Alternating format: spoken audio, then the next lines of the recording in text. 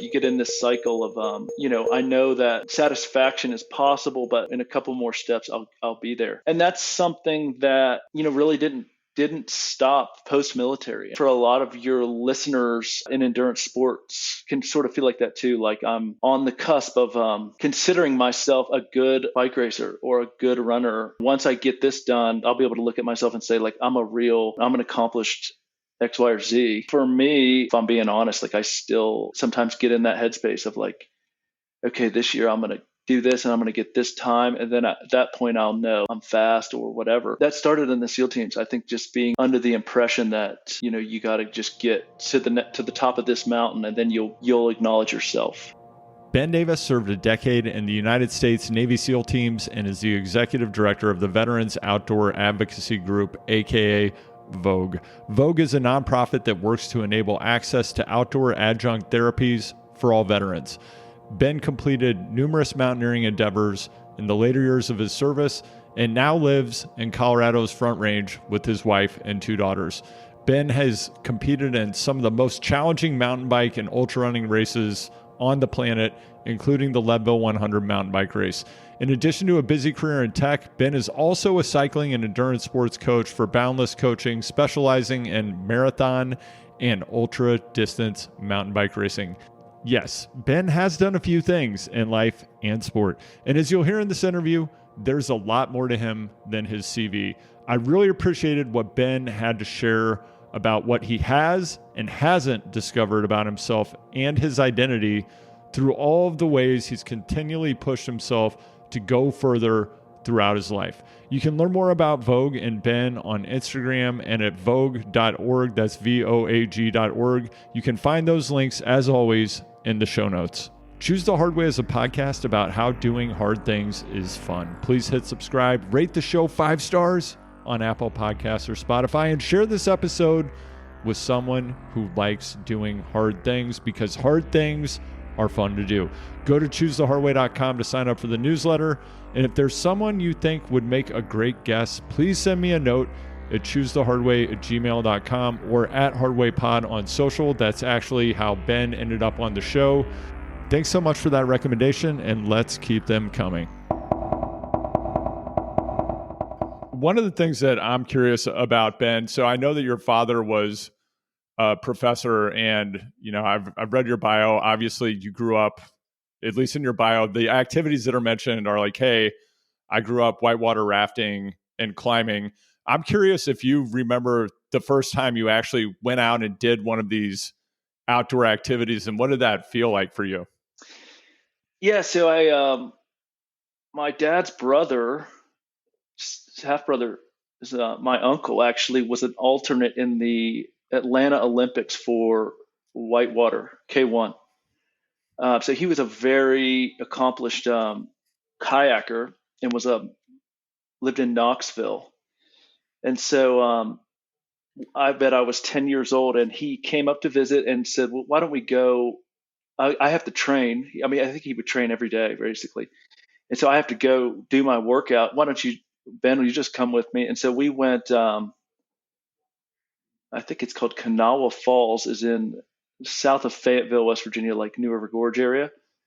And I got in this boat and with the skirt and the paddle and everything. And basically it was just like, this is, go for it. And so we went down like this class 3 rapid or something, and I flipped over and swam and all of this stuff. And I remember watching him. He was probably 30s and thinking like, this is really unique. This guy's like, he's like my dad's age, and he's like really serious about this athletics. I never thought about that before.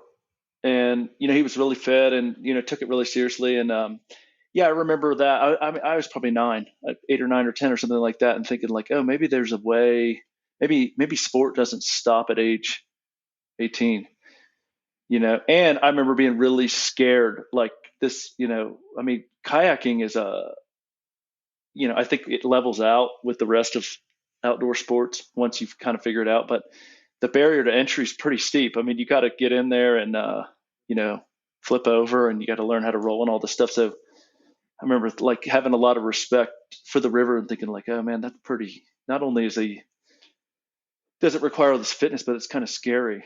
Um, so yeah, but Did you like that it was scary?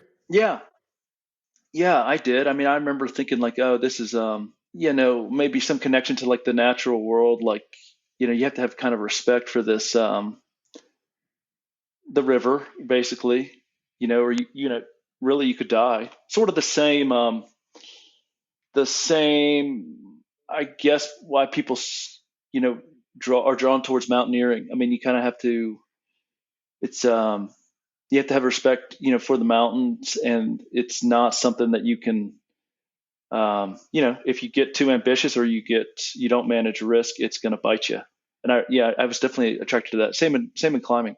And at that point, after this first experience, had you gotten the bug, or did it take a while for it to get its hooks in you?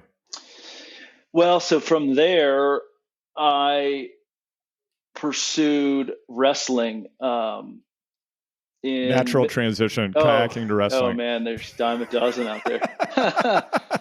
So I wrestled through middle school and high school. Wrestling was a big in Southwest Virginia, and so it was like, in retrospect, it was almost like unhealthy dedication that the wrestlers get to the sport. I mean, it's like, wrestling would be like 90% of life, and school would be like 10. I mean, it's like religious almost, and the weight cutting. And so I was like really, really invested in wrestling. And then I remember a return when I got my driver's license. I returned to kayaking because I kind of knew how to do it, and it's pretty popular there in Southwest Virginia. Virginia Tech is there, and I would say, of the top, uh, at the time, 25 kayakers in the U.S. Like maybe 30-40% of them would get undergrads at Virginia Tech because of the access to whitewater is so good there. So I got back into it, and it was like the complete opposite of structured high school wrestling. It was like the antithesis of it, and that was really, really enjoyable. Um, so I ended up going to UT Chattanooga because the Olympic Training Center was there at the Ocoee. UTC, if not Virginia Tech, UT Chattanooga is sort of and UT Knoxville are sort of like the kayak. Like if you wanted to maximize your time kayaking, that's where you'd want to We got to go back to wrestling. So your dad's go. what kind of professor was your father, and what did He your is mom do? My dad's a horticulture professor, so he teaches. I mean, he's been through it all now between forestry and, I mean, really grass well-being, and like turf and Oh, um, amazing. yeah, he's a horticulturist. Yeah, He's a that's great. PhD in horticulture, and yeah, I have a ton of respect for it now. I mean, I think it's really cool, and he's sort of a master of a really niche topic. But at 18, I thought like, what? This is like, Well, how yeah, much could you know about grass? George Tomo was a hero of mine. I'm not sure if you're familiar with him, but one of the Hmm. most Yeah, legendary cool. groundskeepers in Hmm. professional sport. I had my own lawn service with my buddy Nick Crump growing up. The Yard Barber. Anyone in Kansas City probably remembers our empire. But that's amazing. So your dad's a turf expert, and you become this wrestling machine. So I feel like there's usually something going on where a parent or an uncle or something is like, let's get this 6-year-old out on the mats and turn him into a gladiator. How did it work for you? Well, so I was not a very disciplined um, or academic kid at this age. I got terrible grades, and I was kind of wild. Um, I had been diagnosed with like ADHD and whatnot, and wrestling seemed to, I don't want to put words in my parents' mouth, but it was so hard, and it was just like so exhausting. And there was practice before school and after school, and the coaches were sort of like assholes, sort of, in a loving way. I mean, it was a no nonsense activity. They didn't tolerate um, anything really. I mean, the guys are really in line, and you don't have time really to get in trouble. And you had to have like a C average. And so I speculate that when I showed interest in it, my parents were probably like, hey, this is going to keep him sort of focused and on track. So more the merrier. The alternative How would have, old? I was probably like sixth grade, but then it went to 12th grade. It went all the way through my senior year. Right. And I wasn't, if I was like 10% better, or I really wanted to like walk on or something, I probably could have done it in college, but I wasn't really good enough. I mean, some of these guys, man, to start in, at 3 or 4 years old, and they go all 12 months a year, and they go to camps and they pursue these coaches. I mean, it's incredible how serious some people, people take wrestling, and I didn't. So anyway, yeah, they were like, you can wrestle all you want because it seems like it's kind of keeping you structured. So we're going to come back to this question I'm about to ask later in this conversation. Something I'm wondering about this experience with wrestling. So you're in sixth grade. I would like to hear how you actually got into it. Maybe there was some older kid that inspired you or whatever, but you get out there on the mat. I have to imagine it's a pretty uncomfortable experience. And I'm curious at the outset, to manage that feeling of discomfort, did you go inside or did you go outside? Did you dissociate or did you go into the feeling of, wow, this is uncomfortable? And did you get present with it? Yeah, that's a great observation about wrestling, because I think it's it stays with you for life. I think to have that level of defeat at that age is a really valuable skill set. And when I was in the Navy and after that, I think it really paid dividends. I mean, it could be it can be humiliating, and you're not able to sort of spread the loss with with the soccer team or the football team and say, oh, well, the defense really dropped the ball, but we did all right. And I mean, it's just you and the other guy, and I would go. I would go pretty internal. I mean, I think my confidence at that time wasn't great. I was sort of aware, like, okay, these guys are former national runner-ups, and then I would lose and think. I mean, I had some pretty good perspective on terms of like, well, you can't really be that um, good. And a lot of guys, it takes a while. I mean, they're not. From a developmental standpoint, a senior in high school can be night and day from a freshman. And so you have this really wide range of physical maturity, and to your advantage or disadvantage. But it's a hard pill to swallow. I mean, you got to be out there. The whole school's there. I remember, girls would come that I had a crush on, and you just get your ass kicked and think like, oh my God, this is humiliating. And or whatever the case, your parents would drive a couple hours to see you, you know, across the state, and you'd get pinned in 2 minutes. It's like, this is awful. And a lot, another thing I think that I really took away with that is it had a lot of turn and a lot of quitting. A lot of guys quit. A lot of people wrestled for like a couple months and thought, oh, this isn't for me. And so when I made it to the end, when I made it to the end of my senior year and stuck with it, and I was pretty, I was winning, it sort of taught me like perseverance and not giving up is can pay off in the long run, which obviously is like probably the only thing you need to know going into buds is like, the person who has the ability to see the process in like the 10-year period is the winner, and the guy who's like can't see past Wednesday, or like 2 hours from now is in big trouble. So yeah, I mean, I would credit a lot of who I am from wrestling on, which is something that it's interesting you asked about that, because I haven't thought about that in years. And when you were in the service, what did you hope to get out of your time in at the outset? I hope to, well, there was sort of the present conscious answer to that question, and then there was sort of the subconscious, which I'm admitting to now as time goes on.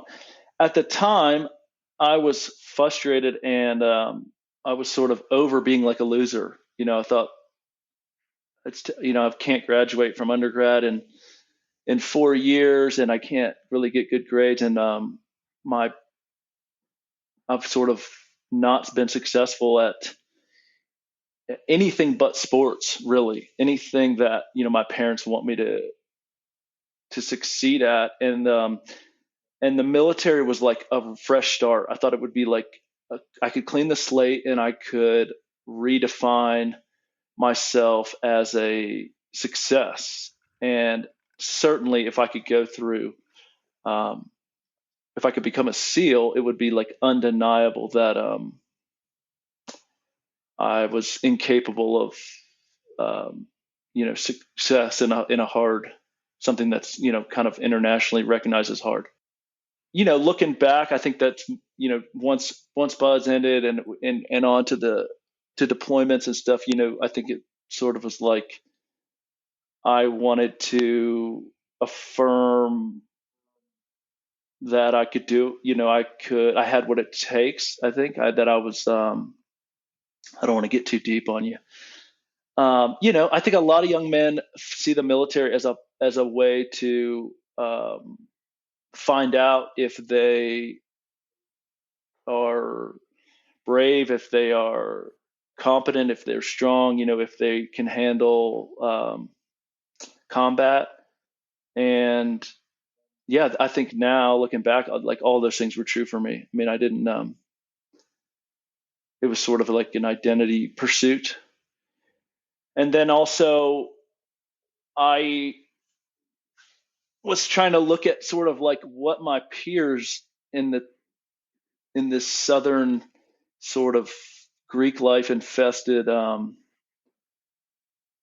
undergraduate world, like what were they planning on sort of doing? What are you like? What contribution are we going to make to the world that's not like, I don't know, things that people that go to the University of Tennessee and are 20 years old plan to do? And I struggled with that question a lot. Like, what is the world telling me to do? Like, get a job in banking or finance or insurance or whatever. And I was like, that can't be it. That can't be what the story.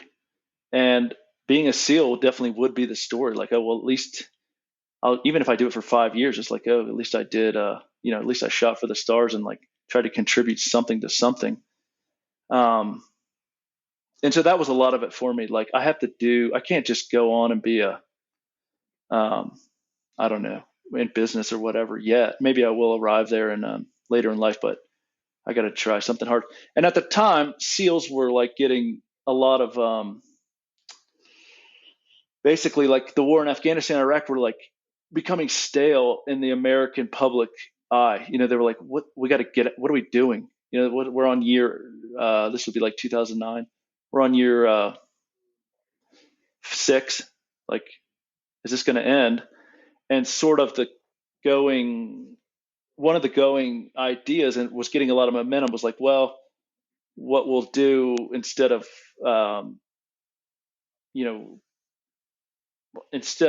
keeping this trend of mass casualties and these major losses of and IED deaths, was like this precision.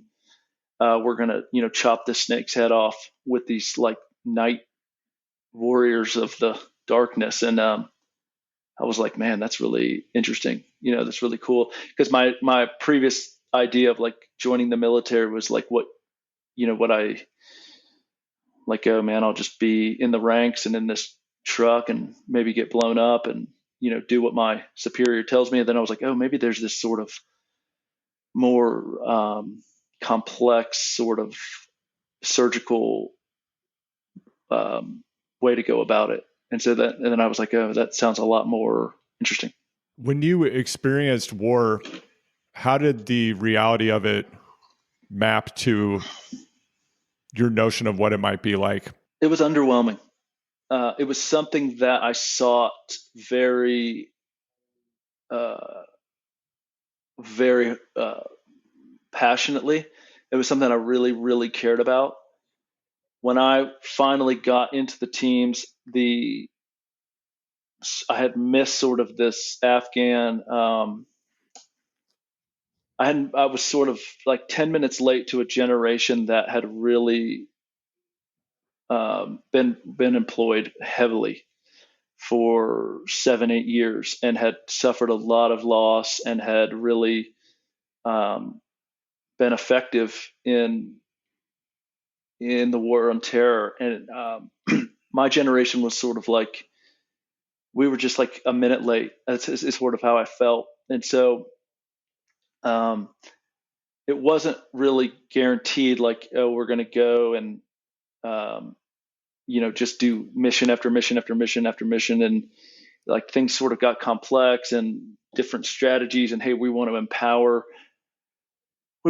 more local forces to sort of become autonomous and all of this. And so, um, yeah, I was like, man, this is, um, I want to play in the game. I'm just like, I've been practicing forever, and I want to play in the game. And then luckily, or maybe I guess I shouldn't say luckily, but some opportunities occurred, and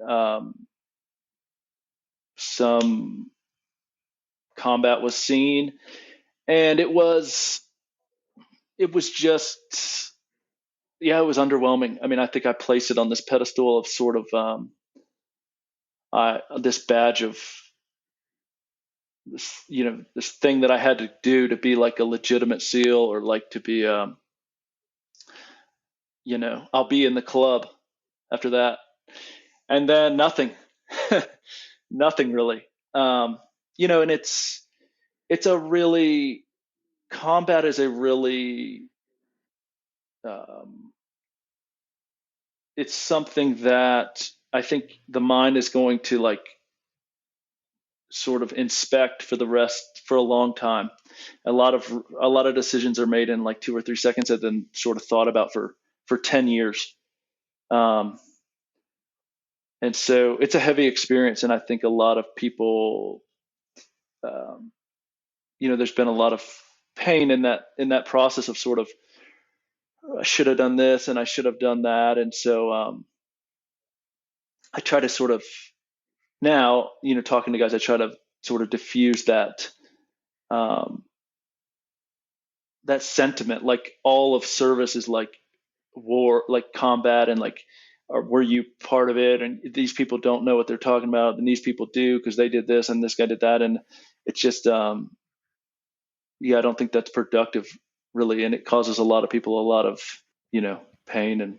And Ben, I want to talk about what you're doing with Vogue and what Vogue is doing to help people synthesize those feelings and experiences, and how you've synthesized it. Before we do that, though, you had this notion of who you would become if you did these things when you entered the service. When you were actually doing it, what did you think about that idea you had at the outset that you were going to transform and become this other type of human being once you've done these certain activities and achieved them? Did you feel like, okay, I've done it, now I've transformed? Or did you feel like I'm this same person and I'm in a different context? The latter. I felt like I'm the same person, and it's not for nothing. I think one of the benefits of being in a unit like that is that the targets and the mission sets that the SEAL teams and adjacent similar units are worried about are usually pretty up to no good, for lack of a better term. So there is that sense of like, you can connect the dots in sort of purpose, and hey, this is quite obviously a situation that needs to be addressed, and we addressed it, and there's obviously a point of pride that comes with that. But for me personally, it was a little bit like, now what? And sort of, it ended up developing into like one more horizon line. And once I get there, I will be satisfied. And then, I just need to focus on getting there. And then from there, I'll see another horizon line and I'll get there. And sort of you get in this cycle of like, I know that satisfaction is possible, but I just in a couple more steps, I'll be there. Um, and that's something that, really didn't stop post military. And I think is, for a lot of your listeners, I've noticed that in endurance sports can sort of feel like that too. Like I'm on the cusp of considering myself a good bike racer or a good runner, and I'm once I get this done, I'll be able to look at myself and say like I'm a real, I'm an accomplished X, Y, or Z, and you know for me, I still, if I'm being honest, like I still sometimes get in that headspace of like, okay, this year I'm going to do this and I'm going to get this time. And then at that point I'll know like I'm fast or whatever. And that started in the SEAL teams. I think just being in like the, under the impression that, you got to just get to the top of this mountain and then you'll give yourself, you'll acknowledge yourself. How did endurance sports fit into the mix during your time in the service? And then how did it continue to be a part of your life afterwards? So, you were on the mats from a young age. You had your kayaking phase. You're in the teams. And then what's going on with endurance sports while you're in? And then what happens on the other side? Yeah. So when I was in undergrad, I dislocated my shoulders. I broke my humerus head kayaking, and Whoa, how did that happen? Rock? I flipped over, and when I was like going over, I saw the rock that I was going to hit, and then so I flipped over and I realized, oh, I'm definitely going to hit my face on this rock. And so what I did was like this sort of cover your face with your elbow and shoulder, sort of, and then the way the rock hit my shoulder, it broke my humerus head. So anyway, I had a shoulder repair, and that this is about the time I started getting curious about the military. And when I was recovering and I was seeing the orthopedist like every, I don't know, however many weeks, finally he said, don't do anything with your arms, but if you want to run or hike or ride a stationary bike, do that. That's fine. You can exercise and do that.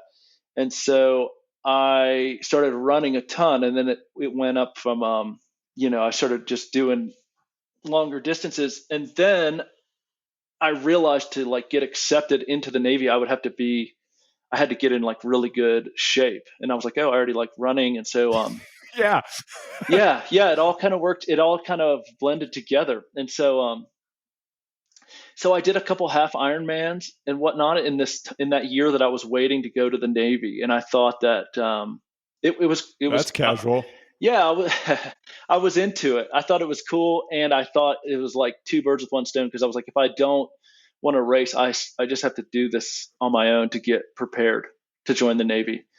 And so so for maybe the first 5 years, it was nothing. I didn't do any sort of distance endurance or anything like that. Then after a couple deployments, I started like really craving anything that was like the opposite of the beach and like SEAL life. So I mean, I started going taking trips on the weekends and mountain biking and in Pisgah casually. Oh, nice. Yeah, it was awesome. It was awesome. I had some friends, that were big mountain bikers and still are, and then that sort of escalated, and I climbed Mount Rainier with my wife with a guide. And I remember thinking like, this is just awesome. I mean, these guys are like the SEALs of the mountains. And I remember thinking like, I could never again hire a guide. Like I have to learn this skill set myself. And so I was still in the Navy, and I was taking trips out here to Denver.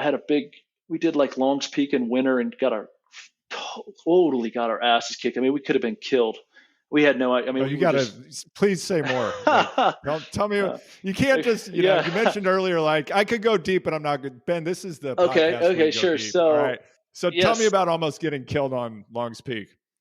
Okay, so I'm like, I do this trip to Rainier with my wife. It's our honeymoon, and we get these guides from, and it was amazing. It was so fun. And like I said, I determined that I have to learn how to do this on my own. And so I sort of gravitate to these other guys in the SEAL teams who knew a little bit about mountaineering. We have, you could kind of pursue it if you wanted to, or sometimes people get tasked with like these Denali trips, or they go over to the Nordic, Iceland, Greenland, and do some sort of winter training. And so some of these guys are pretty savvy on mountain warfare in the winter. So I like sort of aligned myself with them, and they were into it, and we rock climbed around the Southeast a bunch of times. And then one trip, I think we were in Nevada, and they said, "Oh, we're going to go to the Ouray Ice Festival in Ouray." Familiar with that, where they let the water go over the cliffs and stuff? Yeah. Okay. Yeah. So we got tickets, and we're going to go to this thing, and I'm super excited. I've never ice climbed before. I don't even think I've ever had crampons on. But I'm like psyched on alpinism. You know, I'm like reading all Steve House's books and stuff like this. And so we're going to go. Now that I'm thinking back on the story, is like insanely irresponsible. So we're going to go, and we find out that the park's not going to open in time because it's not cold enough, and it sort of opens when it opens. They don't say like, oh, it's going to open at this certain date. So we start, I think we had flights to Denver for some reason, and we start thinking about what else could we do sort of similar, since we already have this flight plan and everyone's excited. And so my one buddy has done the Keyhole route on Longs Peak, which is like the summer hiking route before. And he's like, there's this better route. It's called the Keener's route. It's on the Diamond. It's not really on the Diamond. It's sort of. Are you familiar with this? Route. No, but I'm just imagining where this is going. Man, this is like, it's just Longs Peak as a whole has dished out some ass whoopings. And so anyway, we decide like, okay, let's do it. I mean, we're like 25 years old and full of like ego and, you know, like whatever, how bad could it be? So we go up there and set out. It was the winter solstice. I think it was like December 9th or something like that. First week of December is like some of the shortest days of the year. And so we go up there, and our mission is like just to go in one day, which isn't very uncommon, but we're going to go and climb. And so we have all the ice axes and everything. And we set out, and honestly, the climbing went pretty well. I mean, it wasn't too difficult, but the day just got really, we just ran out of time. And we get up to the summit, and it's sort of dark, and you've got to find this rappel station to get down. And the guys who had been there before were like, "Yeah, well, we've done it before. Like when we get up there, we'll find it." And you know, you can't really just wander off the summit. I mean, there's like a couple 1,000-foot drops on some sides and whatever. And so it's getting dark, and we're not finding the rappel bolts, and you know, we're sort of under the impression that we will in like 10 more minutes, but we searched and searched until probably 1 or 2 a.m., probably 5 or 6 hours. It's the middle of the night. I can't imagine how cold it is up there. It's like, I don't know, 0. No sleeping bags, no tent, nothing. Water bottles are frozen. And we just decide that we're screwed. And we have to wait till morning. So we took the ropes and basically like made carpets out of them. You know, you just coil it back and forth like this, and cuddled until the sun came up. and then we found the bolts, and we went down, and all our buddies and I guess my wife was probably, yeah, my wife at the time was like about to call the ranger system. She was in tears. And months later, well, the next day, my buddy, one of the guys was like, man, my feet aren't warming back up, and I don't feel them. And we sort of blew it off. Um, and months later, that some of his toes, not the actual toe, but like the pads, all the pads of them, had them removed. Oh man, From frostbite. brutal. Yeah, yeah, and it was really serious. I mean, it was like at the time, it was kind of like whatever, you know. But then as I've moved here, and I've gotten more and more knowledgeable, like that's really stupid. I mean, to think that you know, just winter mountaineering is fine. It is what it is. People do it all year here, but it's not something to take lightly. And you could have gotten Yeah, killed. I mean, I mean, it's your just luck that it was 0 that night and not negative 35. And at that point, right. or whatever, you had to call a helicopter, and then now you're putting the air crew in danger, and I mean, all kinds of things. Yeah, I mean, it sounds like a really heavy situation. Yet, I think we Yeah, can probably make some jokes about it. So, when you yeah. were up there and you're like, okay, we have to spend the night. Number one, I have to imagine whoever said they knew where the rappel point was. I bet that person got a little bit of shit during the course of the night. And I'm wondering, did you have a conversation about who you would eat first? Okay, when we found the rings, there was a lot of sympathy or a lot of grace given, because they are not easy to find at all, and they're sort of Okay, can be snowy, all right, and B, fair enough, fair enough. no, I mean, we never really. I don't really remember admitting defeat really Right, until like a week later, like, and then some other people were yeah, sort of like, "What the, what were you guys thinking?" You know. right. Um. Anyway, you know. So from there, mountain biking probably seemed like, okay, this is probably a better Oh, activity. yeah, it still does. Did you continue to mountaineer, or did you go deeper into cycling at that point? Yeah, I did. I did. Yeah. That that trip really humbled me, and my sort of admiration for mountaineering grew stronger from that. Um, I mean, I definitely took a step back and thought, like, you got to be a little bit smarter. Um, so at this time, all of our vacations from what I had to do for my military job were all, in the West. So I started doing some like um, what's more popular now, but like, Grand Teton runs and stuff. Sort of like a blend of endurance and light mountaineering. And then, yeah, so sort of at the same time, I just started running with a crowd that was into distance endurance sports, doing 50K runs and long mountain bike rides. And there's a race in Asheville called Pinbar, which is the Pisgah Mountain Bike Adventure Race, and Hmm. it's super cool. They don't basically everyone lines up at 7 a.m. You got to it's two partners. Well, one, you and your partner, and everyone's lined up, and they take this sheet off of this map basically and reveal 6 points in Pisgah National Forest and say go.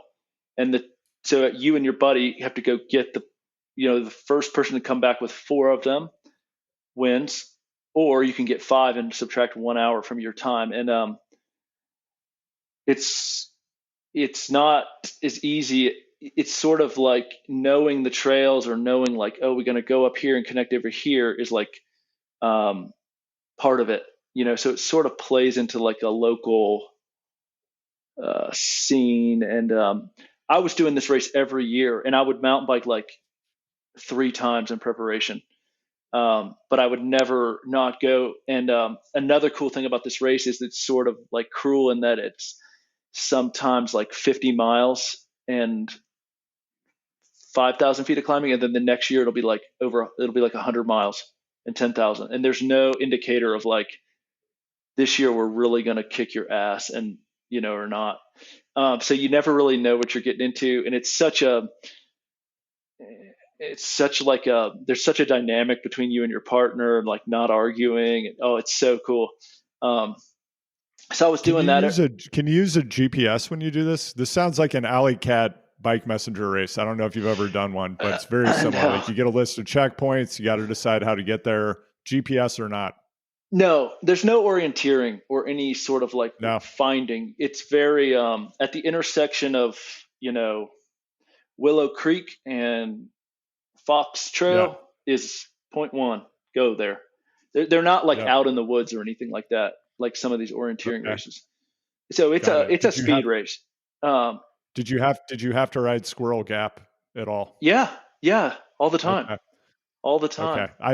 I've talked about that on a few podcasts. I did the Pisgah stage race twice. I keep talking about this, but I had someone who's a cycling photographer try to assault me in the middle of the race and kick my handlebars after I actually very generously yielded the trail to him, and then he started yelling at me, and then something kidding happened. But but I love that area. Squirrel Gap is like I found it to be a very challenging trail to ride. Yeah. I had a very gnarly wreck on it, but I'm just imagining mountain biking a handful of times a year and jumping onto that terrain. Mm-hmm. It's had to be pretty intense. Yep. So this is the same production company as the stage race, Pisgah Productions. Okay. Same group. So same Todd, trail, same group. Todd? Yep. Yeah. Okay. Yep. And cool. Okay, so I'm going to this race, but I'm still in the Navy, and I'm like, I'm so humbled. I'm like, we're like in the back 50%. So when I got out of the Navy, I knew I wanted to move to Colorado, and my wife was pregnant. I had my first daughter when we moved here. And so I really pursued climbing sort of simultaneously with mountain bikes, but I wasn't going to get the most bang for my buck really with the time that I, could spend. I mean, one nice thing about being a dad and a cyclist is you have the mornings, it's like if you really want to commit, just get up earlier than, whatever, or start at 4:45 a.m. and you can be back by 9 and, with a 4-hour ride. And with climbing, it's tough, man. It's an all Saturday thing, and you're kind of dependent on your partner. And then also, let's drive 3 hours to this place and hike for an hour and then do the climb for an hour and then drive all the way back. And it's, so anyway, I just wasn't, it is what it is, but I just kind of slowly found myself gravitating towards endurance, and I became close friends with a guy named Ryan Kroll who owns Boundless Endurance, which was part of Lifetime, but it's since sort of divested, although they still endorse each other. Like if you get registered for the Leadville, any of the Lifetime series races, really, and it's like, do you want to coach, or we can help you train. Boundless is the the training partner of the Lifetime series. So I was riding all the time with and anyway, ended up sort of I ended up getting registered for Leadville. I think this is 3 years ago, 2020. And again, like totally humbled by the disparity between where I was at and what's possible. I mean, I think that's been sort of a theme in my life, is like, trying to identify where you are pathetic relatively and sort of embracing that. I mean, that's one of the cool things about living here is like, you can go to a coffee shop and get, the young lady who's pours your coffee could be like a total badass world champion. And like, it's not a place to be, um, I have a joke like, my wife's from Nashville and I can play the guitar like a little bit, but like I would tell her like, don't ever tell anyone when we're in Nashville that I can play the guitar. Like, and that's sort of how mountain bikes and running is here in Golden, is like, Sure. don't, don't, there's a lot of unassuming folks here that will really humble you out. So, um, yeah, by this point, once I'm sort of privy to like how fit and how, what's possible in that world, I was totally hooked and still am. Um, and so, yeah, off I was in the endurance world. So Ben, as you go deeper into the endurance world, what are you getting out of doing it? What is this bringing to you? There are the physical benefits, obviously, everyone's familiar with, although at a certain point, you're definitely hitting the point of diminishing returns and getting on the other side of it, probably being healthy. But existentially, mentally, what were you getting out of this as a human being, as a person, and where was it taking you? Yeah, so I think a lot of that's changed for me in the last 18 months. I at first it was sort of a continuation of what we were talking about earlier of like this validation um, drive. Like, let once I get to this horizon line, or once I get this race result, or I used to be into these like I used to sort of daydream about these like crazy things that would be on Strava, if I'm being totally honest, like, oh, I want to do the Kokopelli Right. Trail in one day, and that'll just be like so epic, or Right. um, and then I well to answer your question, I think in the military, um, even though you sort of swear at it while it's happening, structure and sort of the day's plan for tomorrow and the next day and the purpose is really becomes sort of habitual, and then once it's gone, it can be sort of make you feel lost, like, what am I, no one's going to tell me what to do tomorrow and whatnot. And so in bike racing, I you can sort of recoup that. You get your schedule and you're like, cool, this is my plan, I got my race date, I'm going to get in shape, I'm going to do all these workouts. And it feels very like it did in the SEAL teams. This is sort of the structure and the plan and whatnot. And it was like, an opportunity for personal growth. I mean, I think um, I've always sort of had an aversion to slipping in the other direction, like going up, and then, like, I don't want to think that my best performing days are behind me.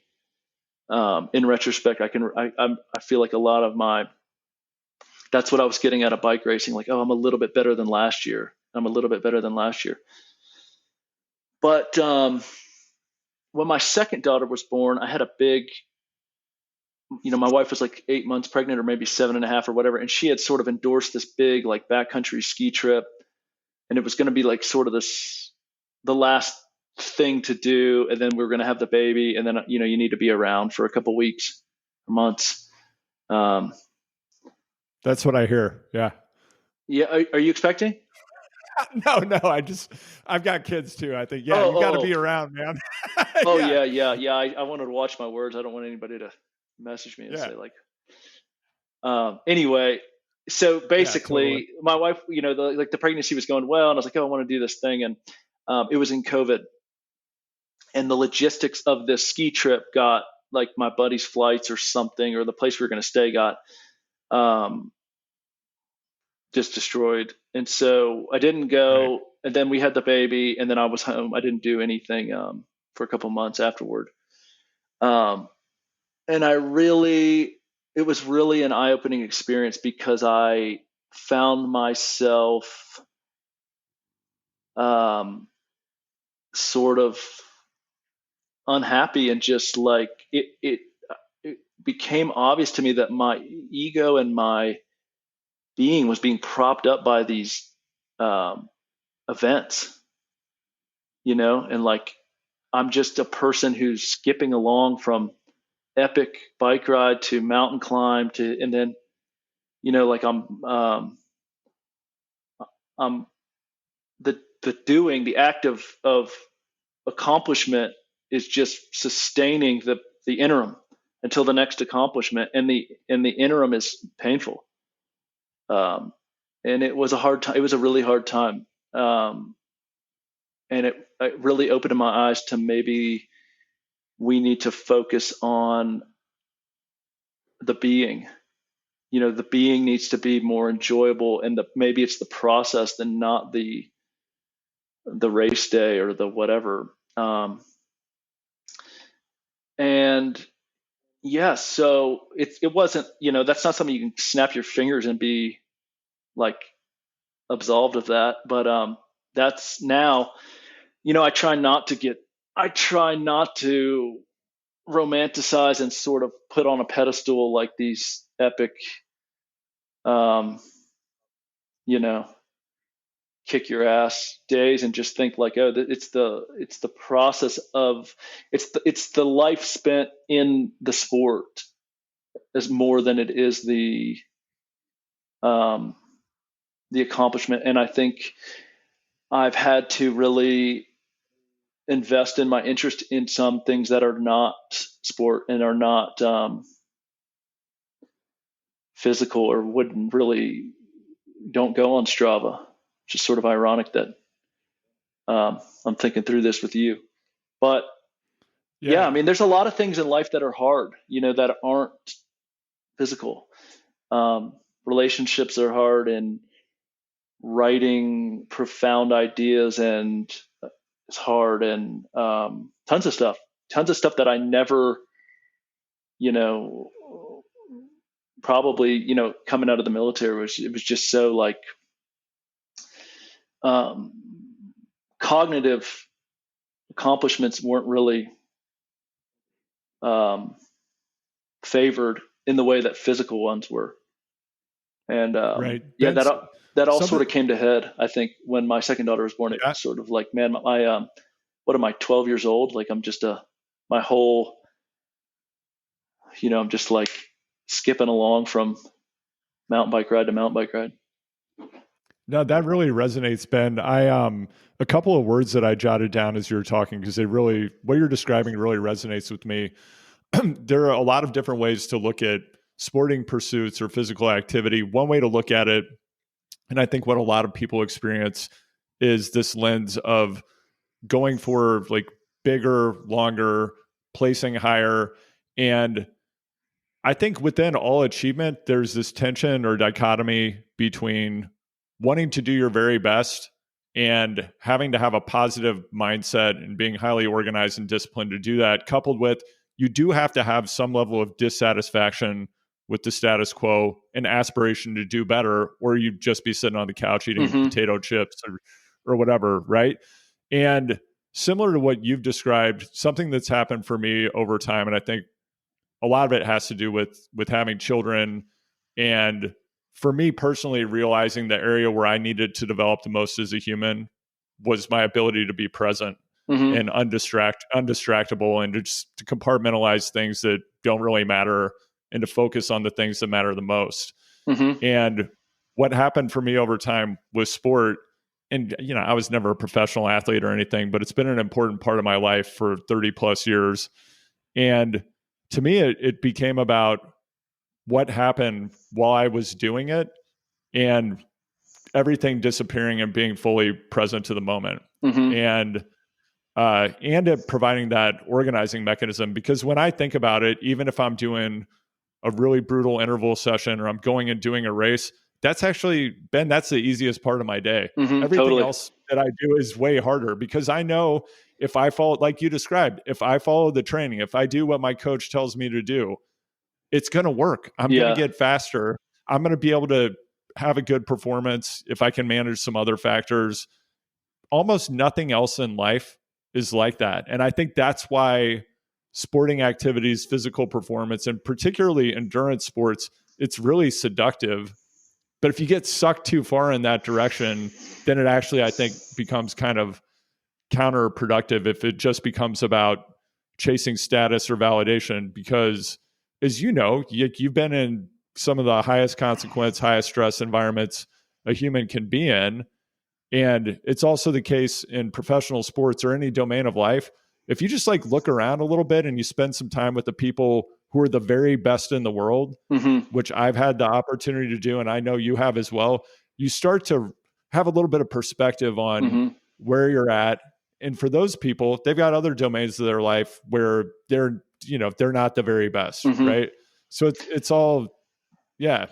I think it's such an important message for, it's not saying don't do the 350-mile version at Unbound this weekend, or don't run 100 miles or whatever, but it's more of like, ask yourself, if you're going to run 100 miles, like, are you just going to want to run 200 miles? What's the reason? And is it just because it's hard? Is that really the whole reason?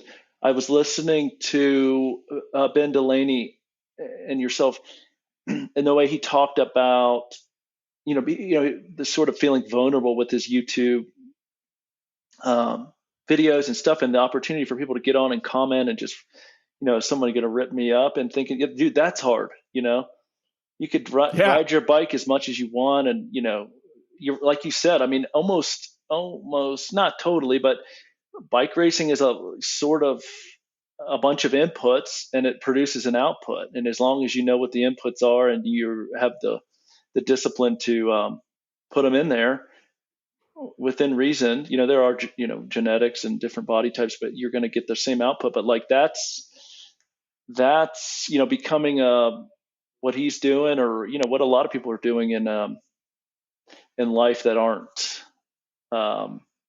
ultra distance, is really hard.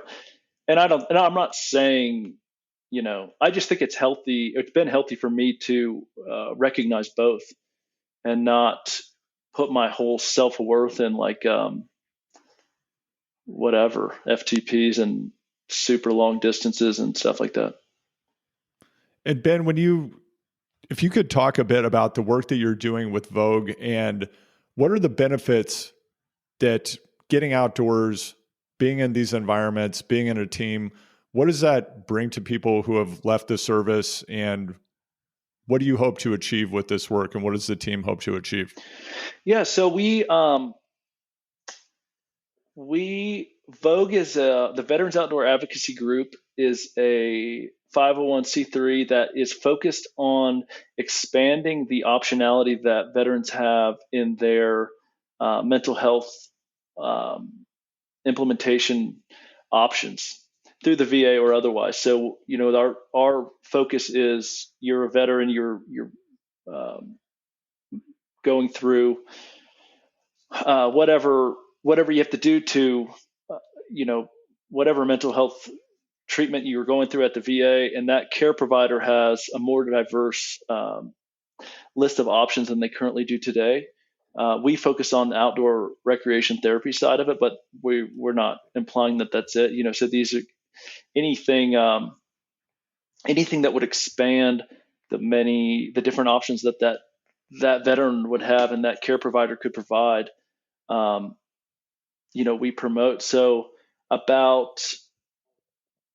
let's see, it's been about 5 years ago, there was an idea of, that the VA should fund outdoor recreation for veterans through the VA, in part of, as a mental health implementation. And that gained a lot of traction, and Vogue was founded as more or less a lobbying organization to push that, to lobby for that. And we were successful in large part in that.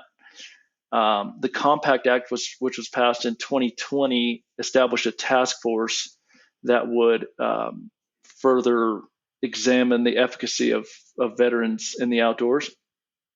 So that's going on now. where Vogue sits on that task force, which is going to run until the end of 24. And so, yeah, we're basically, a successful end state for us is, a young man or woman is seeing their care provider, and that person's able to say, hey, look, there's these options for you. Obviously, pharmaceuticals is probably always going to be on that list. Talk therapy, always going to be on that list. And that one day, paid for outdoor recreation therapy will be on that list. And the way it's looking now, that we're on track. So there's thousands of what we call VSOs, veteran service organizations, who actually facilitate outdoor therapy in America. So these are the folks that are actually taking veterans hunting, fishing, skiing, you name it, everything. I mean, you'd be surprised at how diverse some of these outings are. But yeah, we want to empower them and sort of break the status quo that is in place now, which is all of this, primarily is private generosity, donations, grants, and giving, basically, that funds all of this. And we are determined to see that that the VA, endorse it, and that it becomes systemic. And yeah, that's sort of the mission. And then, to answer your question, I think sort of, in line with what we've talked about today, outdoor ventures require a lot of planning and functions that are present in military operations. So you think about small teams, think about being responsible for the safety and well-being of the people that you go on the trip with. Think about managing risk, think about planning, logistics, purpose. I mean, no one really just pulls over and walks through the woods aimlessly. You always sort of have whether it's to catch fish or it's to climb a 14 or whatever. Same on a military operation. And then and then I think there's some physiological benefits as well. I mean, just the like we talked about, in the same way that endurance has helped me, or whatever, to train for something, to have a goal, to form a relationship with other people based on a common goal. I mean, these are all things that I think people who are recently separated, or I shouldn't even say that. I mean, it could be decades separated from the military, sort of miss, and they by participating in that, they can it's cathartic, and it's helpful. We're not of the impression that people with different psychological issues are going to be, this is some healing mechanism, and that they can hike their way to to remedy each and every issue. But we do, we've seen firsthand how viable it is, and there's no reason why veterans shouldn't have access and have some support and participating in stuff like that. And Ben, for you, being involved in this organization, helping to bring this together, move things forward on the policy side, and then the actual direct action and work with people who have served, what do you get out of it? What does it bring to you? I would say, Vogue, being part of Vogue's probably been one of the biggest, probably the largest blessing of my entire life. I think that, not to like jumble up all the words, but like, it gives me purpose to enable other veterans to find their purpose, sort of. Well, not sort of, I mean, that's it really. So yeah, for me, I mean, I think I think that we're sort of in the midst of I don't know, maybe awakening is not the right word, but I think in 5 years know, we'll be a lot more aware of sort of the secondary and tertiary effects that the GWAT had and the wars in Afghanistan and Iraq, and sort of some of the byproducts of participating in those wars had on those veterans. And I think to be narrow in our approach to it, and sort of maintain the status quo in these traditional approaches to helping these people is not smart. I mean, I think it's now more than ever, I think people are acknowledging that good mental health is very complex, and it's, there's not anyone who tells you like, oh, I drink 2 gallons of water a day now and I feel better, or I took this supplement or whatever. I mean, it's all, it's a massive mix up of different components, and every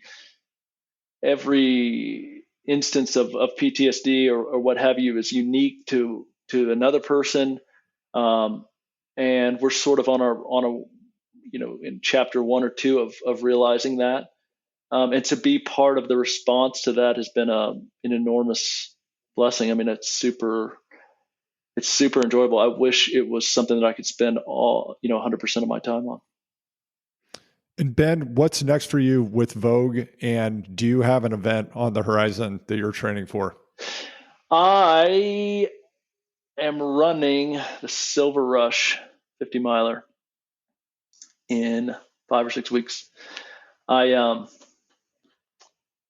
went about 3 years strictly mountain bikes with just over and over again. And then coming out of last year, I was like, maybe I want to try one of these running events and see. And I'll be honest, as soon as this race is over, I'll be back on my bike.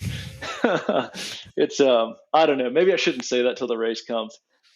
I'll tell you, running, the instantaneous spontaneity of just putting your shoes on and running is really enjoyable. But that's it. I think I'm ready to. It's a little bit of wear and tear, Ben. Yeah. There is wear and tear, and I just not as like dynamically interesting. I think there's just so many ways to get better at mountain biking, from climbing to descending to all different types, where running just seems very much more like, who can set the cruise control at the right point for the longest. Anyway, yeah, so I'm going to do this run race and then go from there. And Vogue is in the midst of establishing and developing what we're calling the Vogue Coalition. So this is a group of, it's open, anyone can join that sort of meets the criteria of a veteran service organization.